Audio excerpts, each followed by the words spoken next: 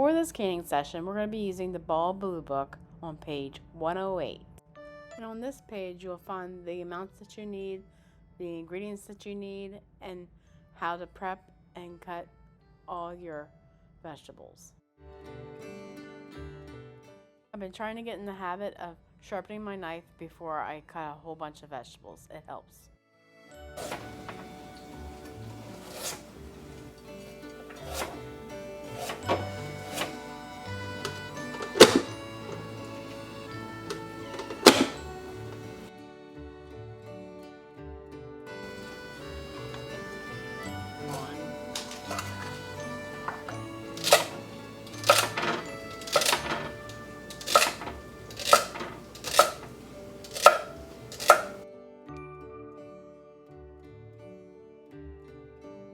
So I have doubled the recipe for convenience sake because I use so much of it during the winter and spring and summer that just doing one batch is not feasible for me. So what I have here is 4 quarts of tomatoes that I had washed, blanched, and peeled and cut up. And I put that in the refrigerator a day ago, so I'm not doing all this work in the same day. Then I have my 3 quarts of potatoes that I had washed, peeled, and cubed, and I chopped it with my French fry cutter first. Then I cut them into 1/2-inch cubes. Then we're going to need 3 quarts of carrots, 4 cups of celery, 4 cups of onions, and 2 quarts of lima beans. I buy mine previously frozen because we just seem to not be able to grow lima beans here. Once in a blue moon we'll get them, but it's just not our year here. 2 quart of corn that is cut from the cob, and unfortunately we had to buy this because raccoons got into our patch this year. Very sad. They ate every year. Then we're going to add 3 quarts of water to this and salt and pepper. So using a dry measure, you want to measure out 2 quarts to each pot.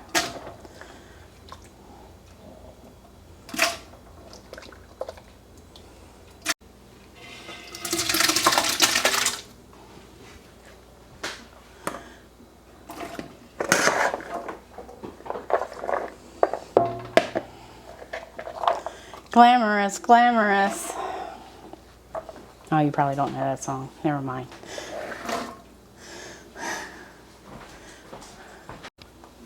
Two cups of onions.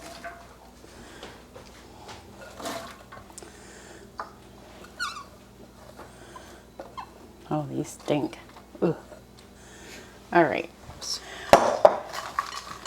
We need 4 cups of lima beans.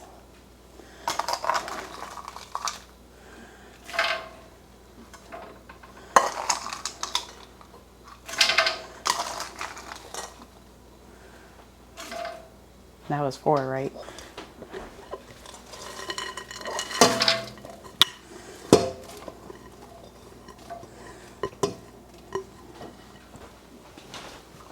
Four cups of corn.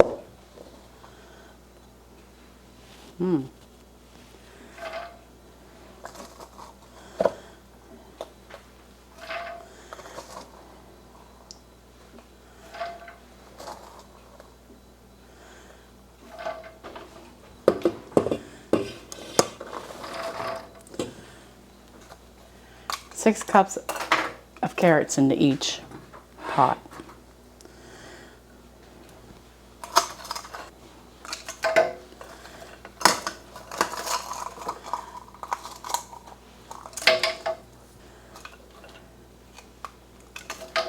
That makes 6. Minus the ones that are on the floor. All right, and we got our carrots. We got 6 cups of potatoes.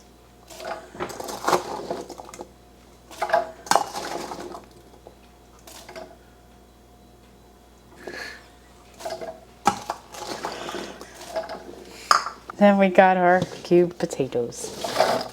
And our 1.5 quarts of water.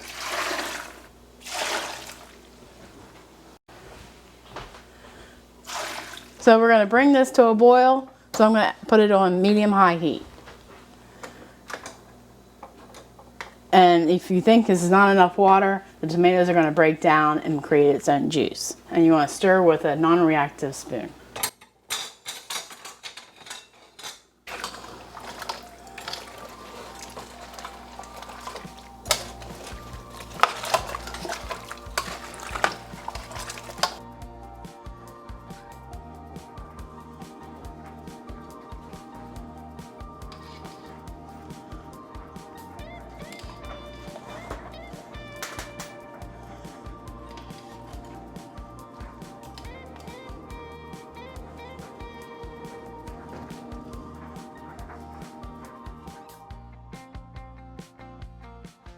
And if you desired, this is where you would add your salt and pepper to taste.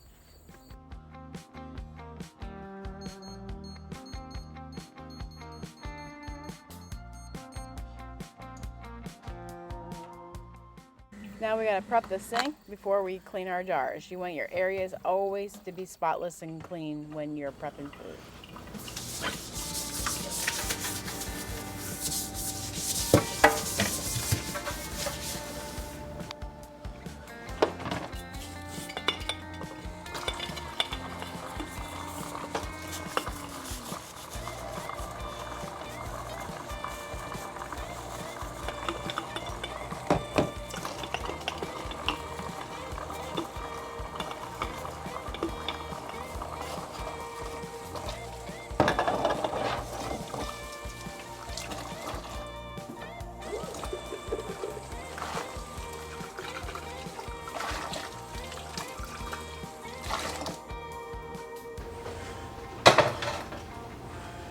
All right, before you start canning, you want to make sure you can see through your vent pipe hole.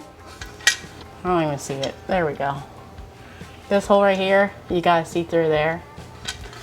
And you got to make sure this is secure in the hole. Ask me how I know. And this doesn't come out. And we're going to put 3 quarts of water in here according to your manufacturer's instructions. Please read your manual.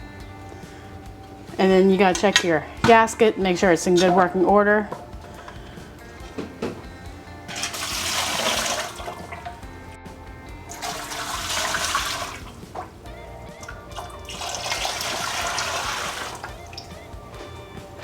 I'm going to turn the burner on to like a medium-low heat to get the water up to a good hot temperature. Then we're going to start filling up our jars. All right, now that the canner is getting hot, we're going to start filling some jars. I got my canning funnel, my debubbler, my jar lifter, my rings, and I have them on a paper towel holder to keep me sane and straight. Paper towels, my hot jar, and my soup ready to go in the jar. So we're going to fill it up. We're going to make sure there's a lot of liquid going into this jar. You don't want all vegetables. And we're going to go for a 1-inch headspace.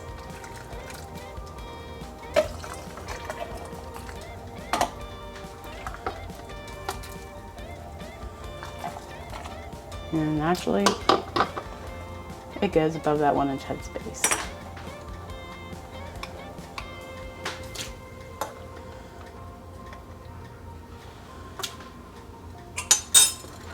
And we're going to debubble because vegetables have air in them naturally, and when they're cooked down, they're released.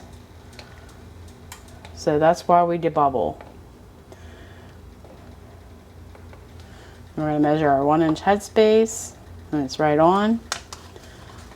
Then we're going to take a paper towel and wipe the rim and put our fedora's lid on because they work great, and put our band on straight and fingertip tight. Then we're going to place it into the canner and fill 6 more jars.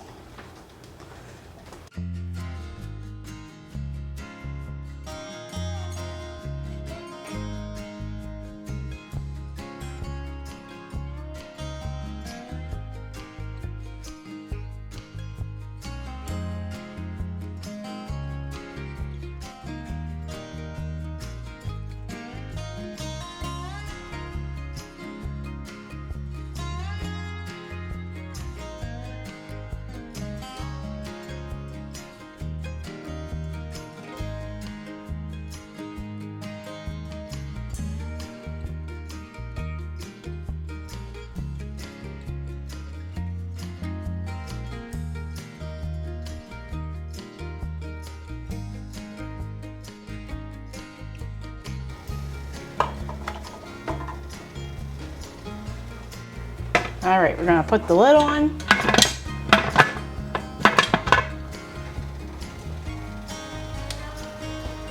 It's too shiny. All right. We're gonna line up our arrows and shut the lid.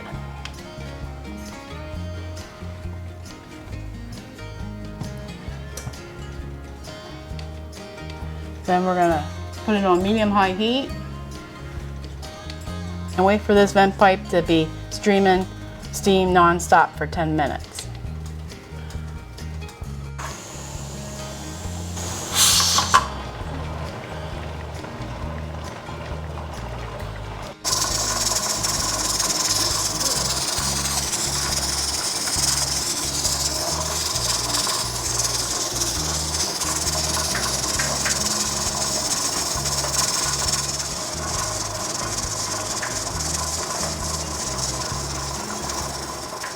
Only when it gets to this slow rocking motion is when you start the timer, and we're going to be counting down for 1 hour and 25 minutes for quarts.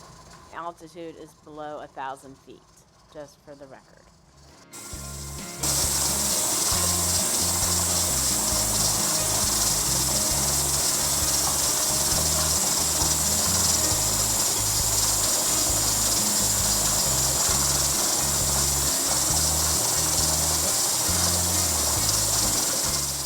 When the 1 hour and 25 minutes is up, you want to turn off your timer and your stove and just walk away. Don't do anything else at this point, but just maybe eat some ice cream or read a good book.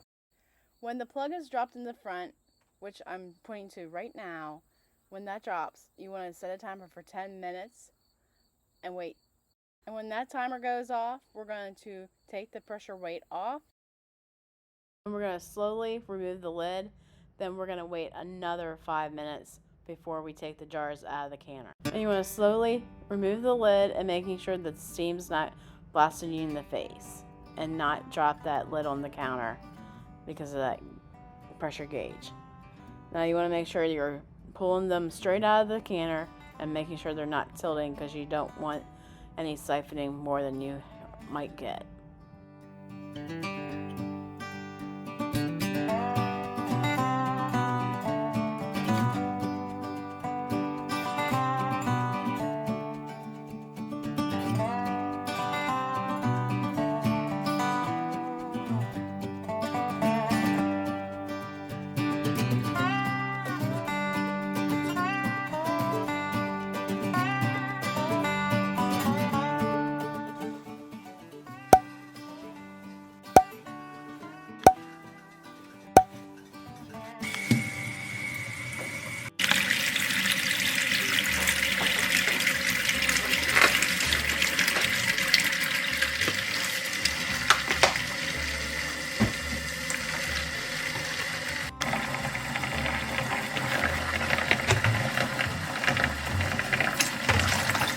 Once they have sat for at least 24 hours, you can take the rings off and give them a good bath.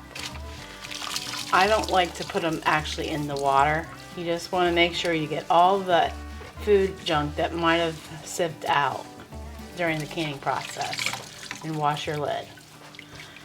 Then you let it sit on the counter to dry, and you want to label it. This is my least favorite part of canning, is washing them. But it must be done. I think the first year I didn't realize how important it was, then I found out.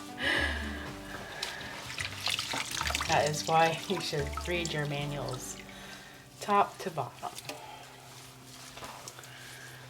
In my next video, I'm going to show you at least 5 different meals using this canned vegetable soup, even in casseroles. If you've made it this far into the video, I'm sure you're loving the content of this channel.